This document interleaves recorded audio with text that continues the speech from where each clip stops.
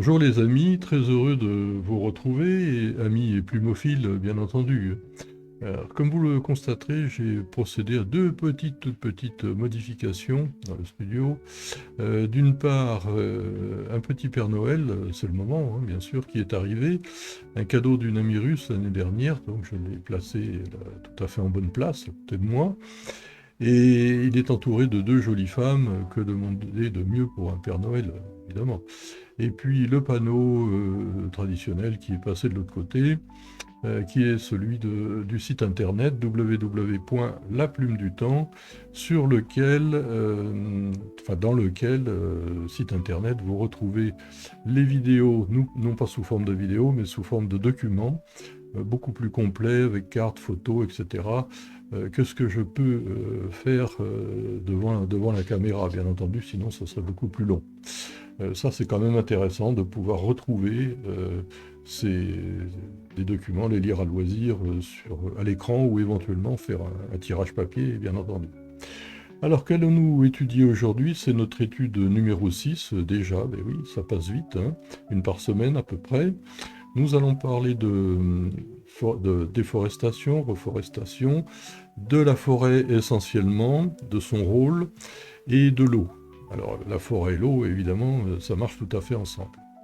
Alors on constate dans l'histoire que tous les peuples qui ont respecté la forêt ont vécu, je dirais, relativement heureux, ou en tout cas sereinement, plus sereinement bien entendu, mais ceci en dehors évidemment des conflits inévitables sur notre planète Terre, enfin tout au moins à ce jour, et je ne sais pas si on peut espérer une amélioration. Oui, il faut toujours qu'il y ait d'espoir, bien entendu.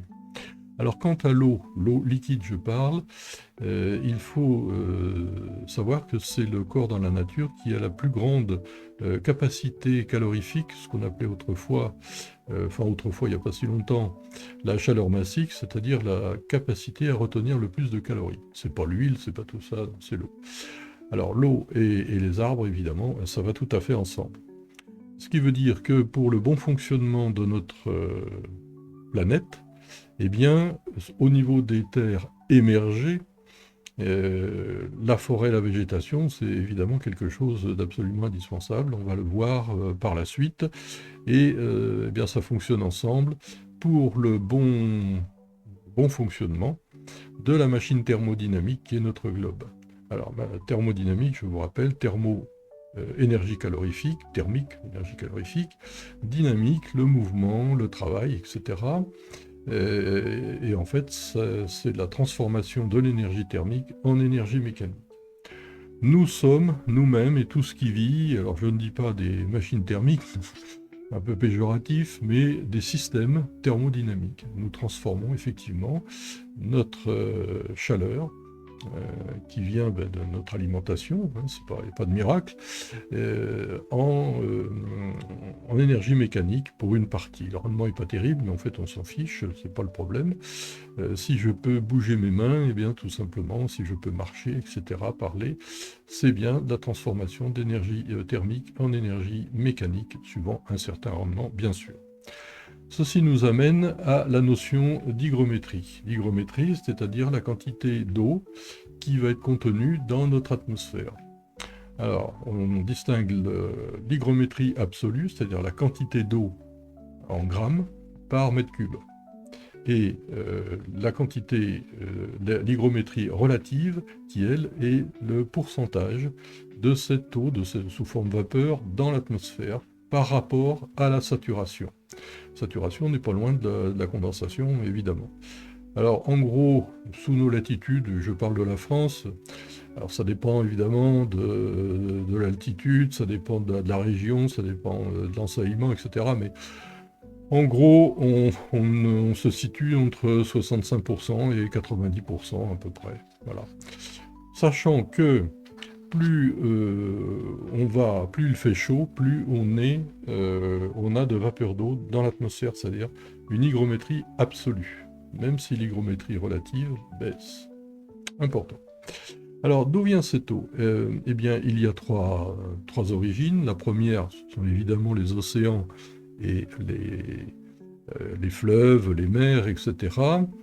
La végétation, dont la forêt, bien entendu, qui est le grand, j'allais dire, pour peu il y a de la forêt, bien sûr, c'est évident, mais qui est le grand producteur de vapeur d'eau, à travers ce qu'on appelle l'évapotranspiration des arbres, mais c'est aussi vrai pour les cultures, même pour le gazon, mais à leur échelle, bien entendu. Également, donc, accessoirement, mais je ne sais pas si c'est tellement accessoire d'ailleurs aujourd'hui, de l'activité humaine. C'est quand même quelque chose de plus en plus important, puisque nous sommes dans une ère technologique, bien entendu. Donc nous consommons beaucoup de combustibles fossiles, c'est-à-dire de l'ordre de 75% de l'énergie que nous consommons, ce qui se traduit bien par des volumes d'eau supplémentaires, j'allais dire, dans l'atmosphère. C'est concrétisé par exemple par les traînées de condensation des réacteurs d'avion à haute altitude.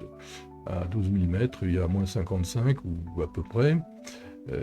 Et derrière ces réacteurs, eh bien, la combustion du kérosène va produire de l'eau qui va se cristalliser. Ce sont des petits cristaux d'eau qui brillent au soleil et ça fait des traînées. Et suivant le lieu que va traverser l'avion, eh bien, ça disparaît, ça se concrétise. Ou au contraire, ça va même s'étaler, bien sûr. Voilà. Ça nous amène à dire ceci, que dans les mers chaudes, bien sûr, la teneur en eau, c'est-à-dire l'hygrométrie absolue, est élevée, bien sûr. Mais on a aussi une végétation qui est à tendance luxuriante. Plus on va remonter vers le nord, c'est-à-dire allons jusqu'au pôle nord, c'est-à-dire à l'Arctique, ou au pôle sud à l'Antarctique, eh bien, il est certain que nous aurons infiniment moins d'ensoleillement et nous aurons petit à petit une disparition de la forêt. Enfin, de la forêt, des végétations. Bon, ça paraît pas extraordinaire, ça paraît assez logique. Maintenant, pour concrétiser l'importance de la forêt, alors j'insiste beaucoup parce que pour moi c'est un sujet extrêmement, je dirais même vital. On vit quand même plus agréablement dans une ville où il y a beaucoup d'arbres, beaucoup de parcs, etc., que au bord du périphérique, à Paris ou à Lyon, sans être péjoratif. Alors bien sûr, les esprits chagrins vont me dire, oui, mais dans les parcs, il n'y a pas de voiture, etc. Oui, bon, d'accord, bon, je veux bien. Alors, on va donc procéder à un petit calcul très simple, hein, ne partez pas tout de suite. Si je considère, alors pour la France, 1 km², c'est-à-dire 1000 mètres par 1000 mètres, il y a dans ce carré de très beaux arbres, ce sont des chênes, des hêtres, enfin, des beaux arbres qui font entre 18, 20, peut-être un peu plus mètres de hauteur. Il y en a un tous les 10 mètres, donc ils sont adultes.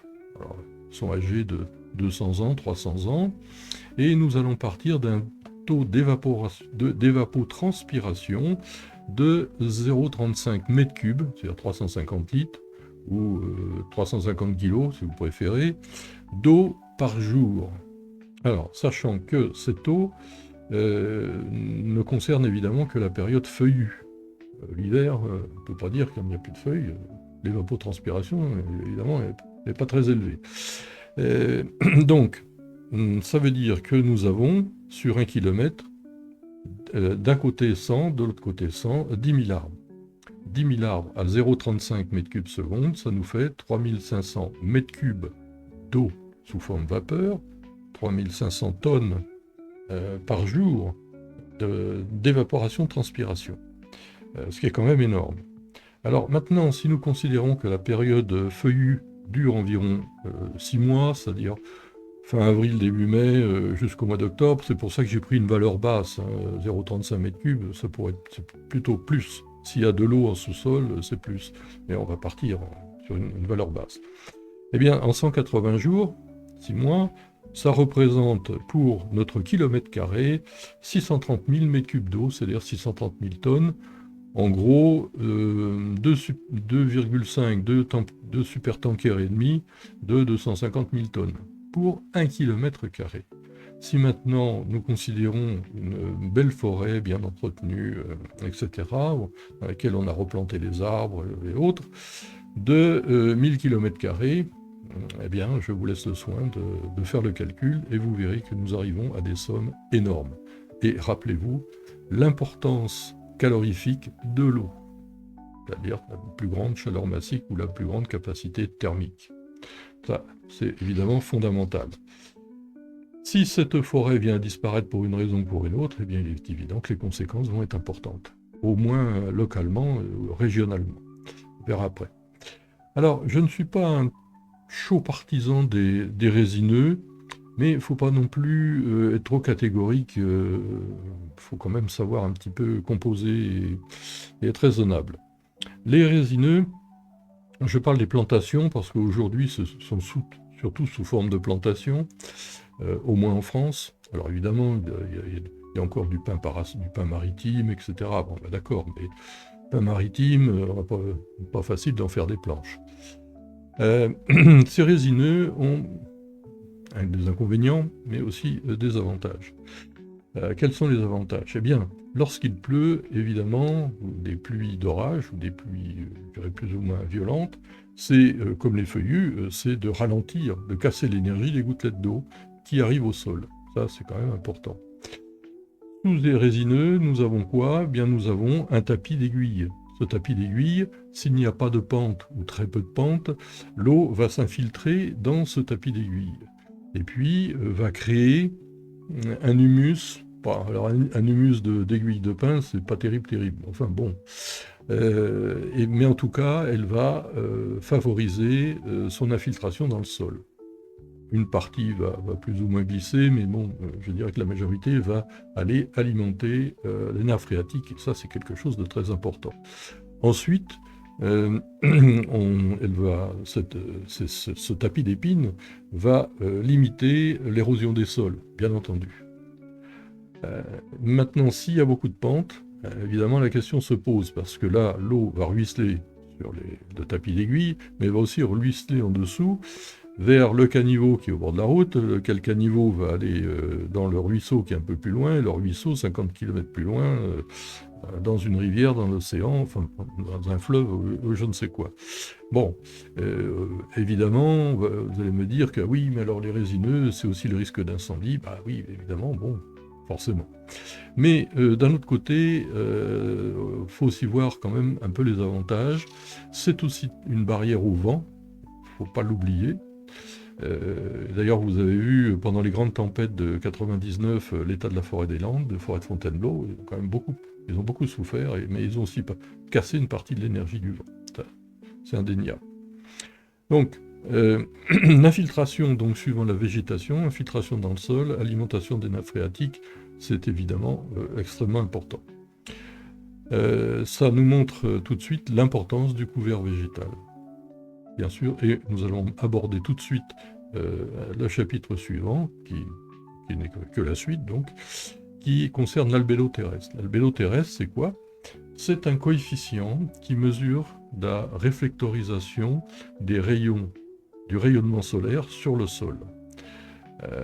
Il ne s'exprime pas en grammes, en kilos, en je ne sais quoi, et c'est un coefficient, donc sans dimension, bien entendu. Alors cette échelle va de 0 à 1. 0, ce sont des surfaces noires.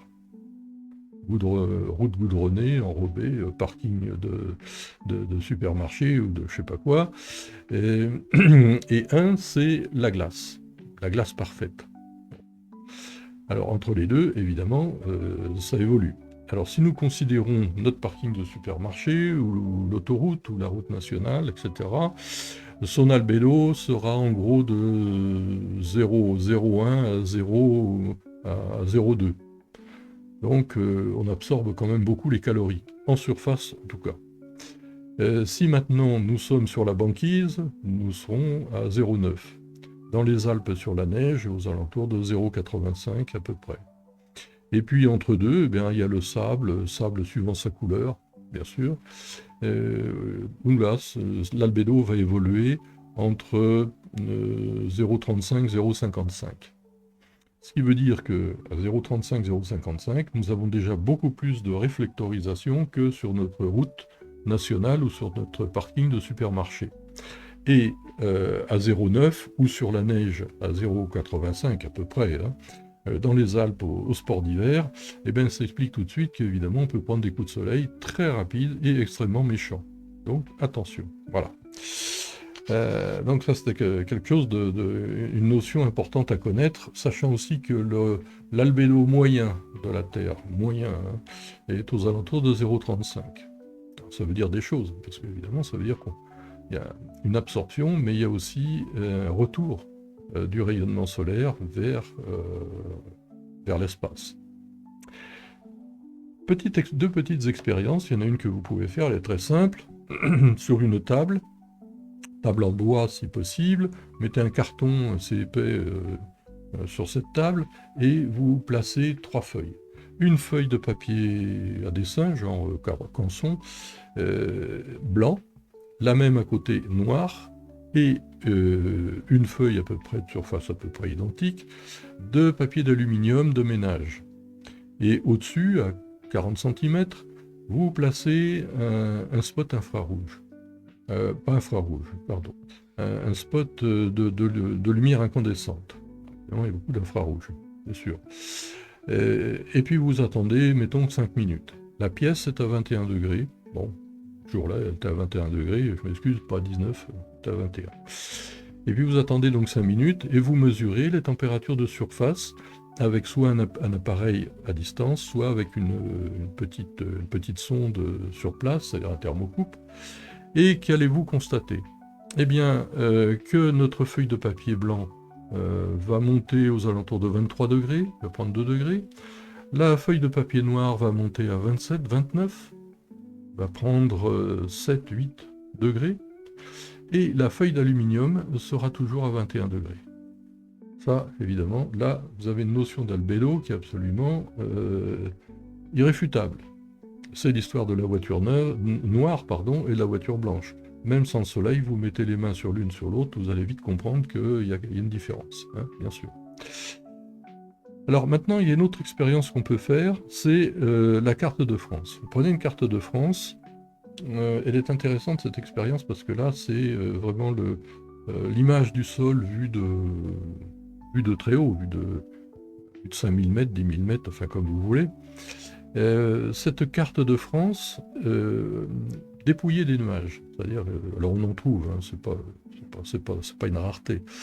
Et puis vous replacez votre spot de la même façon, et vous attendez toujours 5 minutes, et puis vous promenez votre système de mesure, sur les surfaces très claires qui peuvent être des agglomérations, qui peuvent être des zones déforestées de culture, qui vont apparaître plus claires, et puis les zones sombres, qui sont en général les forêts.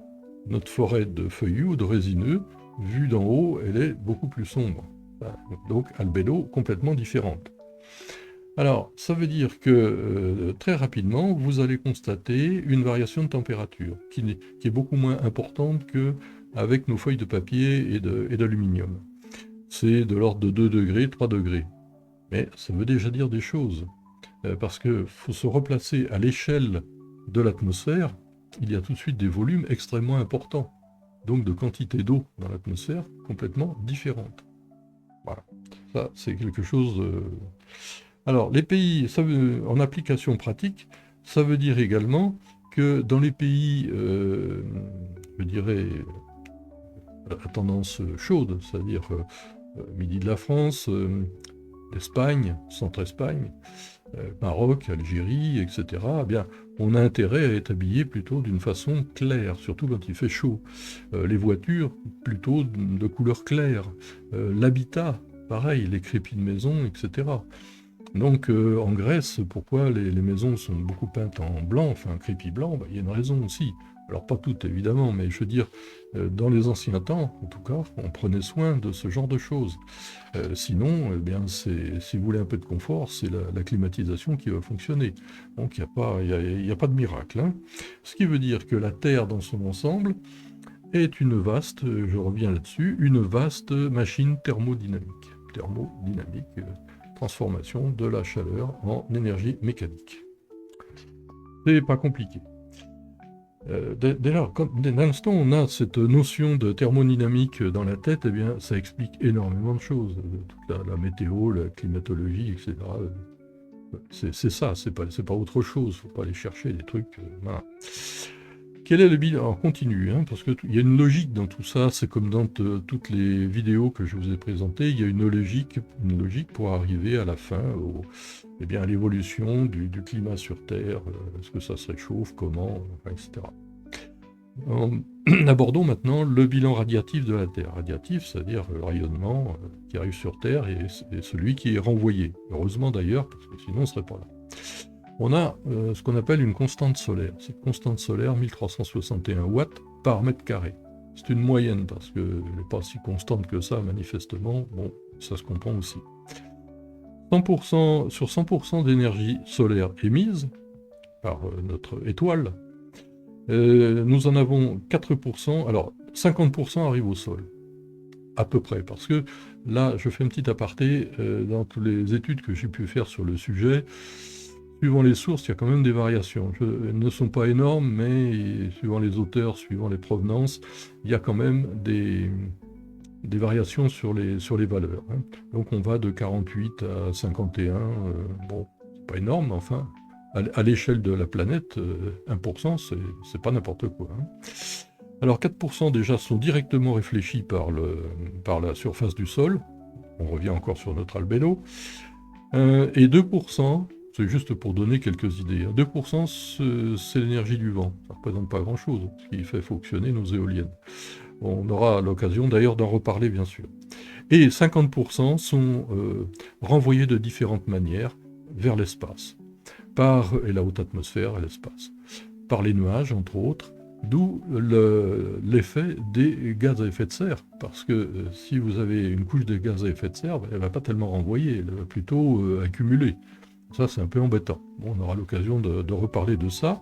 Et puis on a 0,04%, 0,06% suivant les auteurs, qui restent sur Terre pour la photosynthèse, c'est-à-dire pour les plantes.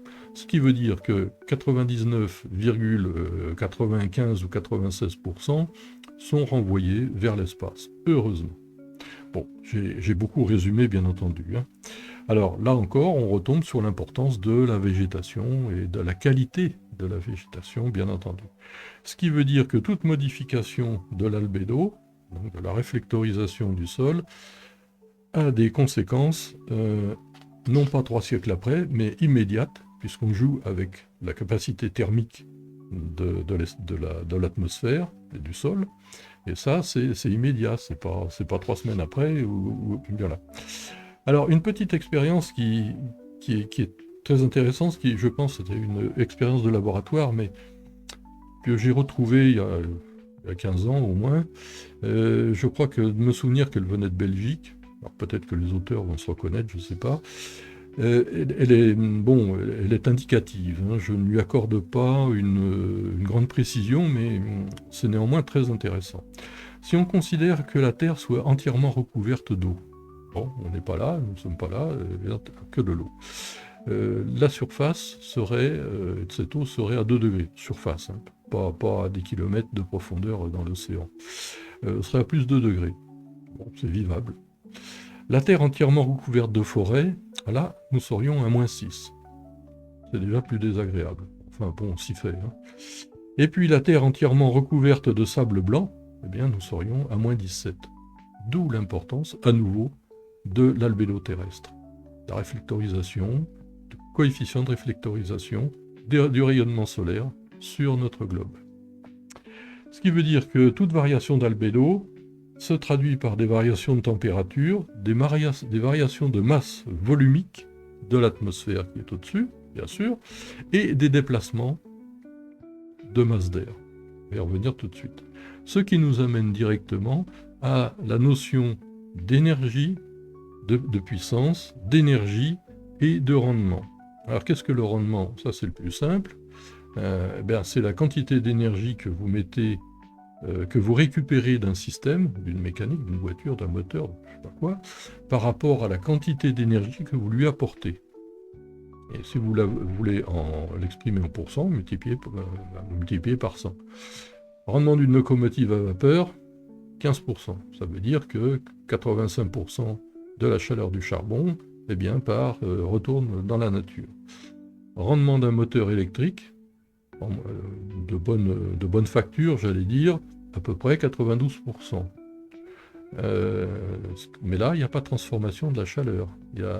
On est uniquement transformation énergie mécanique, c'est-à-dire électrique vers une énergie mécanique.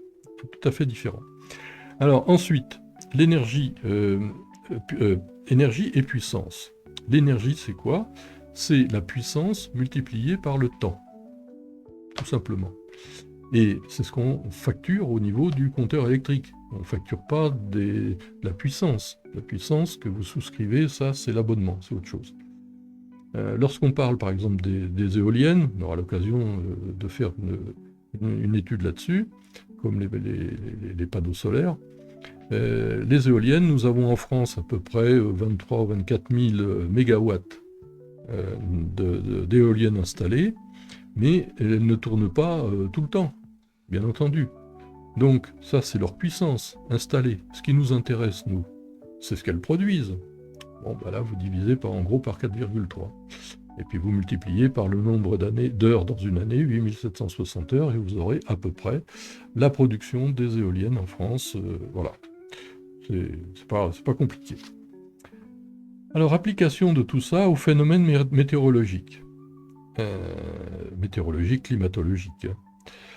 Alors, quelle est la différence entre météo et climat? Bon, la météo, c'est le temps qu'il fait aujourd'hui, je sais pas, à Paris, à Marseille, à Bordeaux, voilà, avec des prévisions sur 48, 72 heures, un peu plus.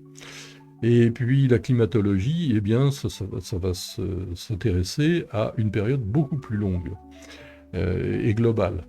Le climat sur le midi méditerranéen, le climat sur la partie nord de la France, etc.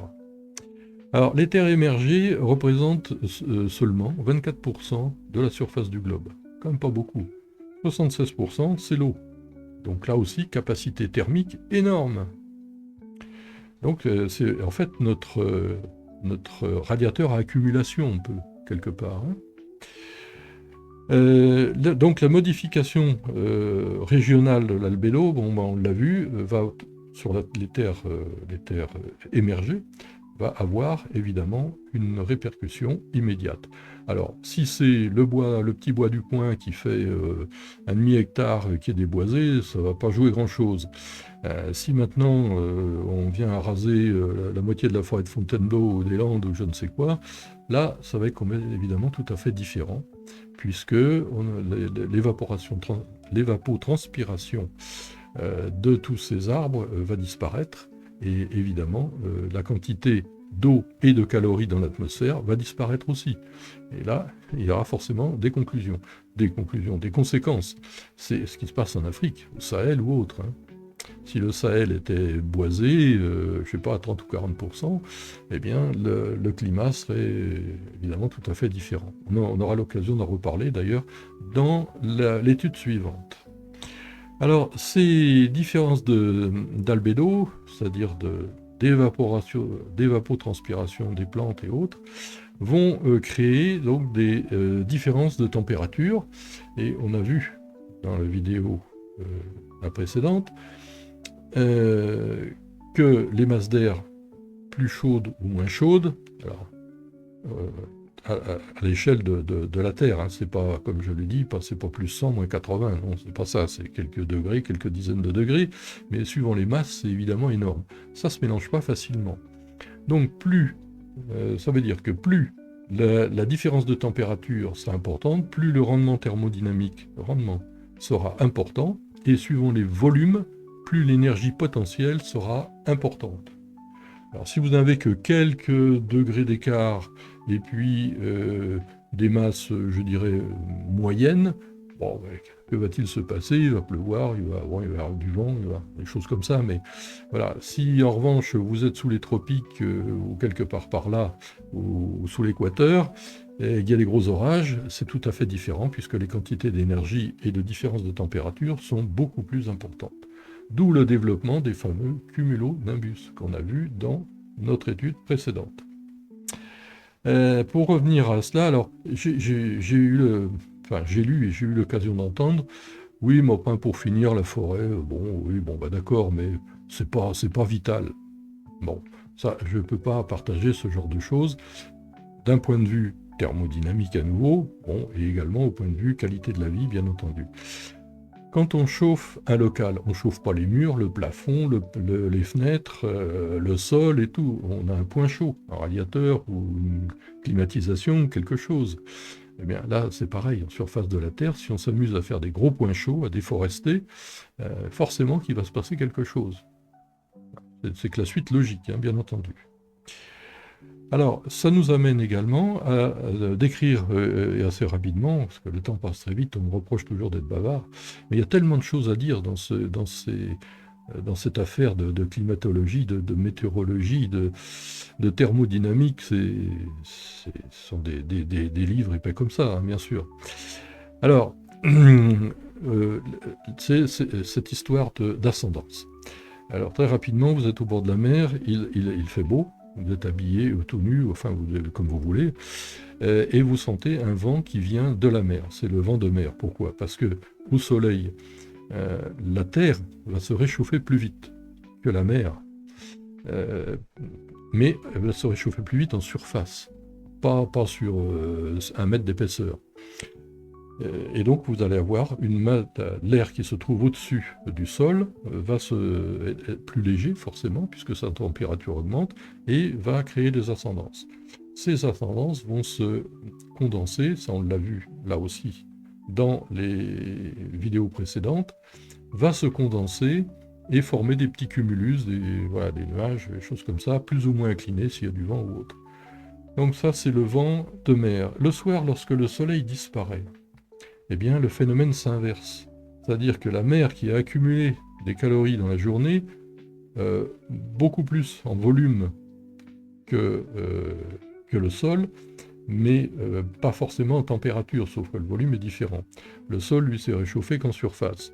Donc, ce qui fait que la mer va évacuer, l'océan, va évacuer ces calories sous forme d'ascendance beaucoup plus faible, qu'on appelle les ascendances de restitution, et le vent va s'inverser. Nous aurons donc un vent de terre. C'est la même chose au niveau de la terre, c'est-à-dire dans les plaines et autres. Lorsqu'on coupe les blés, on a des surfaces qui sont très jaunes, très claires, avec un fort coefficient de réflectorisation, création d'ascendances assez fortes, qui sont exploitées par les rapaces et par les pilotes de planeurs, bien sûr, qui spiralent. C'est l'ABC. Ne pas confondre avec les ascendances dynamiques qui sont le long des pentes, c'est-à-dire avec le vent. Ça, c'est autre chose. Ça revient au même un peu, mais c'est au point de vue énergie mécanique, mais c'est autre chose, on ne va pas aborder ça. Donc voilà, l'histoire d'ascendance, c'est quelque chose qui est tout simple. Ce qui veut dire aussi que l'atmosphère terrestre est brassée en permanence, le jour et la nuit. Horizontalement par le vent, verticalement par les ascendances et les restitutions la nuit. Alors, comme je l'ai dit, plus ou moins couché, suivant s'il y a du vent, mais bon, c'est pas le problème, ça. Ce qui veut dire aussi que la forêt, le rôle de la forêt est un rôle de purification de l'atmosphère, où vont se déposer un certain nombre de poussières. Tout simple. C'est pour ça que le matin, quand on se lève, qu'on est près d'une forêt, on se dit « Oh, mais tiens, l'air est léger. » Bah oui, il est léger. Enfin, il paraît léger. Toujours à peu près la même pression atmosphérique et tout, mais je veux dire qu'effectivement, l'air est souvent plus clair. Ça se voit très bien, bien sûr. Alors ensuite, nous arrivons presque à notre conclusion, qui est l'importance de la forêt, bien sûr, on revient encore là-dessus, au point de vue quantité d'eau évapotranspirée, mais également au point de vue de l'albédo, c'est-à-dire du coefficient de réflectorisation de la Terre, du Soleil. Alors, on a vu, par évapotranspiration, c'est-à-dire qu'en fait, la forêt se comporte comme une éponge thermique, qu'elle va restituer ses calories dès que le soleil décline. L'absorption importante du carbone de l'atmosphère, oui, Ça paraît évident quand même, hein. Limite efficacement les effets du vent, bien sûr. Favorise les pluies, bien sûr, puisque lorsque nos petits cumulus se forment là-haut, quand le soleil baisse, ben, ça se refroidit, ben, que se passe-t-il? Il pleut. Bon. Donc on voit le cycle qui continue. Exemple, les forêts tropicales. Pas compliqué ça. Assure le brassage vertical de l'atmosphère, on l'a vu. Assure la dépollution, on l'a vu. Stabilise efficacement les terrains et limite les avalanches en montagne, bien entendu. Temporise fortement le ruissellement des eaux de pluie, bien entendu.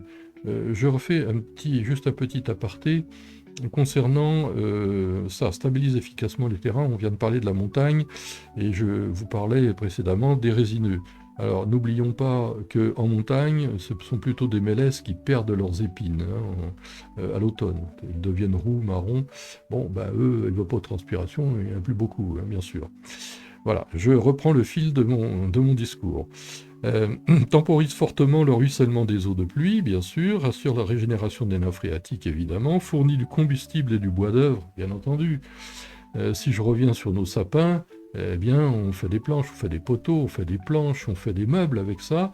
Et petit aparté là encore, plus on va remonter vers l'Arctique ou l'Antarctique, évidemment, plus il fait froid, moins il y a de calories. Ce qui veut dire que, par exemple, en Sibérie, les sapins, les résineux, vont pousser beaucoup plus lentement, mais auront une qualité de bois bien supérieure. D'où la publicité que l'on fait, alors à bon escient ou mauvais, j'en sais rien, sur les chalets et compagnie en bois du Nord, par rapport au bois du Sud qui, lui, va pousser beaucoup plus vite, mais qui sera de moins bonne qualité. Fournit de combustible et du bois d'œuvre. Bon, alors pour les feuillus, bah, évidemment, ce sont les chênes, les hêtres, etc. On fait de très beaux meubles avec ça, à condition qu'on replante, et pas en essences qui viennent de Taïwan ou de je ne sais où. Fournit des essences médicinales, ça on l'oublie beaucoup, en particulier dans les forêts tropicales. Protège la vie et la faune. Favorise l'harmonie de la nature et le tourisme, bien sûr. C'est quand même plus agréable d'être près d'une forêt ou d'aller se promener en forêt que au milieu d'un terrain déboisé ou de la culture de betteraves. Bon, ça me paraît... J'ai rien contre les betteraves, mais c'est quand même un constat. Et donc, pour finir, in fine, eh bien, vous avez un rôle économique qui est extrêmement important. Nous le verrons dans notre étude suivante, consacrée donc à l'Afrique sahélienne et pourquoi s'y intéresser, au point de vue climat, hein, je précise. Imaginons qu'une partie du Sahel, mettons 30%, soit une très belle forêt. Le rôle économique et écologique et environnemental serait absolument énorme. Énorme. Disparition de la forêt, ben c'est tout à fait l'inverse. Alors est-ce que ça vaut le coup Non, favorise le rayonnement solaire réfléchi, ben bien sûr. Les mouvements violents de l'atmosphère, bien sûr. Quand il y a des tornades, des cyclones, comme on en voit à la télévision, et même en France, il y en a des petits, on a eu l'occasion de le voir, et j'en ai vu personnellement, des vortex qui se promènent et qui vous emmènent des centaines de tonnes d'humus qui vont se reposer 10 km plus loin. S'il n'y a rien pour les arrêter, il ne faut pas grand-chose pour les arrêter. Eh bien, ils continuent, et puis ils dépoussièrent comme ça des hectares et des hectares. Augmente la teneur en poussière de l'atmosphère, favorise l'érosion des terrains, bien sûr, les mouvements de terrain, augmente le régime des vents, bien entendu, différence de température, on arrive encore, ne garantit plus les pluies régulières, favorise les inondations, bien sûr, favorise l'assèchement des nappes phréatiques, augmente les écarts de température, diurne-nocturne. Rappelez-vous, par exemple, que dans un désert en général, la nuit, ça peut descendre à 5 degrés, voire 0, et puis dans la journée, vous avez 45 à l'ombre et 55 ou 60 au soleil. Normal. Élimine la faune, rend le paysage monotone, évidemment, permet au bruit de se propager plus aisément, oui, ça on l'oublie, mais c'est certain. Voilà, conclusion. Alors, il ne s'agit pas, bien sûr, de toujours jeter l'anathème sur tout, faire des discours toujours angoissants et catastrophiques, ça c'est très à la mode, mais non, il s'agit simplement d'être raisonnable et de voir ce qu'on peut faire, et il y a toujours une solution à tout. Alors, les catastrophes. Les catastrophes, en général, c'est toujours la faute des autres. Exemple, un carambolage sur l'autoroute, C'est pas du tout, en général, c'est pas la faute des conducteurs qui roulaient trop près, trop vite. Non, non, non. C'est la faute du brouillard et de la pluie. Euh, Ça, vous pouvez être sûr que les trois quarts du temps, c'est à peu près ce qu'on entend. Bon, bah, je suis désolé, non, nous sommes responsables de ce que nous faisons. Euh, Les êtres humains ont souvent attendu les catastrophes pour réagir. Bien sûr, quand on déforeste, qu'on abat des murs de pierre sèche qui cassent les pentes et des écoulements sur les pentes pour faire je ne sais quoi, qu'on ne les entretient pas, n'entretient pas les fossés, qu'on n'entretient pas les digues, etc., forcément qu'un jour, c'est comme quand on n'entretient pas sa voiture, ça finit par tomber en panne. Hein, c'est pareil. Alors aujourd'hui, le rôle de l'argent est déterminant. Eh oui, oui. Et ça, c'est pas être, je dirais, médire de dire ça, mais nous sommes dans un système capitalistique, bien sûr, en Occident, à outrance. C'est l'argent pour l'argent. Et j'ai une phrase à ce sujet, qui est la suivante, c'est investissement minimum, retour sur investissement le plus rapide possible, bénéfice maximum, en espérant recommencer l'opération pour autre chose après.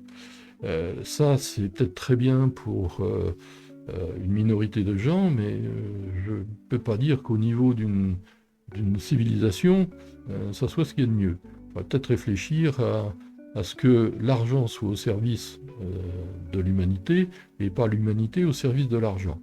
Alors quand je dis ça, je ne suis pas en train de faire un discours politique, c'est pas le sujet, c'est un simple constat, c'est tout. Compter sur la science pour arranger les choses est une illusion, bien entendu, puisque la science nous rend de très grands services. Nous vivons quand même plus agréablement ici, aujourd'hui, qu'il y a, quoi qu'on en dise, hein, parce que le bon vieux temps, je m'en méfie toujours beaucoup. Je l'ai vécu d'une certaine façon, je m'en méfie beaucoup. Plus agréablement, à mon avis, qu'il y a un siècle ou plus. Il y a peut-être des choses très bien, mais il y en a aussi beaucoup de moins bien. Alors, la science, elle est ce que nous en faisons. Elle est née de notre intelligence, de nos dispositions, de nos décisions, voilà. Et elle sera dans l'avenir ce que nous en ferons. Si nous voulons faire des armes pour aller massacrer le voisin et de plus en plus performantes, eh bien la science servira à se massacrer. Si au contraire nous voulons que la science serve l'humanité dans son ensemble pour un vrai progrès, eh bien elle sera ce que nous en ferons. Alors l'évolution de l'humanité est totalement liée au bon fonctionnement de la Terre qui est avant tout une machine thermodynamique, on y revient, et rappelez-vous ce que je disais dans la vidéo précédente, dans l'étude précédente, si nous représentons à l'échelle l'atmosphère dans laquelle nous vivons, nous la dessinons sur la surface du globe, je ne sais même pas si on peut la voir si on la dessine à l'échelle. C'est vraiment un petit trait bleu extrêmement fin. Et nous sommes là-dedans, et tout ce que nous faisons, eh bien, nous sommes bien dedans. Voilà. Et plan B, j'y crois pas beaucoup. Le Mars, Vénus, tout ça, c'est peut-être très bien. Je reste très dubitatif. L'activité du Soleil est déterminante, bien entendu. L'être humain n'est pas à l'échelle de la planète et des événements naturels, il en est né, il ne faut pas oublier, nous y retournons quand nous avons fini notre cycle de vie, il ne faut pas l'oublier, donc restons modestes toujours devant l'éternel. Je ne suis pas en train de faire de la religion. Hein. Corriger l'évolution des choses dans le bon sens n'est pourtant pas compliqué dans le principe. Bien entendu, l'évolution, ce que je disais précédemment, elle sera ce que nous en ferons. Alors, comment bien faire? La première des choses, c'est par l'éducation, bien sûr. Éducation des adultes, une vraie éducation. Éducation des petits, qui deviendront, j'espère, de bons ouvriers, de bons techniciens, de bons ingénieurs, et ainsi nous aurons une progression d'un vrai progrès. Ça paraît assez logique. Et également religieuse. Alors, sans faire de religion, mais Dieu, quel qu'il soit pour chacun, n'a jamais demandé de déforester, de raser, de ne pas replanter, de se comporter malheureusement comme nous le faisons trop, bien sûr. Donc là aussi, il y a un message à faire passer aux adultes, aux plus petits, etc. Donc voilà, ce que je pouvais vous dire pour cette vidéo. Cette étude, pardon, la prochaine sera consacrée donc à l'Afrique sahélienne. Pourquoi s'y intéresser? Toujours au point de vue, bien entendu, du climat. On ne fait pas de politique là-dedans. Quoique malheureusement, on le verra souvent quand on parle technique et autres, eh bien, on parle, je ne dis pas qu'on parle de politique, mais c'est quelquefois un peu lié. Alors, cette étude que vous avez vue aujourd'hui, elle s'appelle Déforestation, reboisement de la Terre, l'albédo terrestre. Elle est sur le site internet, elle est quand même relativement épaisse, toujours beaucoup plus complète que ce que je peux vous présenter, bien entendu. Et ce petit document que je vous présente à chaque fois, qui s'appelle Initiation au climat, l'albédo terrestre, le rôle de la forêt, c'est un petit document je dirais, global, un peu, voilà. Donc, bien, voilà, nous arrivons au terme de cette vidéo. J'espère qu'elle vous aura intéressé. Eh bien, ne vous privez pas de la faire connaître, de faire connaître la chaîne. C'est comme ça qu'elle va grandir. Mettez tous les pouces que vous voulez sur YouTube, bien sûr. Abonnez-vous, bien entendu. Comme ça, vous serez tenu au courant. Et puis, si vous voulez être annonceur ou sponsor, il n'y a aucun problème. Je vous en parle très rapidement, mais compte tenu des bonnes relations que j'ai avec le milieu universitaire du sud de la Russie, la grande université du sud de la Russie, où je suis allé plusieurs fois faire des conférences, vous les trouverez d'ailleurs sur le site. Ça s'appelle 10 jours dans la Russie des Cosaques. Je vous invite à le lire. Voilà, ça ouvre, ouvre le champ de l'esprit. D'où d'ailleurs mon petit Père Noël. Hein. Donc j'ai une amie professeure linguiste là-bas qui me traduit un certain nombre de documents, pas tous, en langue russe. Pourquoi? Parce qu'il y a un certain nombre de gens de langue russe, pas forcément russe, mais il y en a en France aussi beaucoup, qui sont intéressés par la traduction de ces documents. Alors petit à petit, vous les trouverez, pour ceux qui parlent le russe, sur le site internet www.laplumedutemps, bien sûr, mais pas avant les premières quinzaines de ce mois, pas deuxième quinzaine de ce mois, pardon, et puis après, petit à petit, janvier, février, mars, avril, voilà, au fur et à mesure, parce que c'est pas simple. Personnellement, je ne parle pas le russe, j'essaye de m'y mettre, mais bon, c'est pas facile, mais l'inverse est vrai aussi, hein, bon, voilà. Donc, écoutez, à bientôt, donc la semaine prochaine pour notre étude numéro 7, consacrée à l'Afrique sahélienne. Et d'ici là, eh bien, écoutez, je vous souhaite bon vent et de bien vous porter.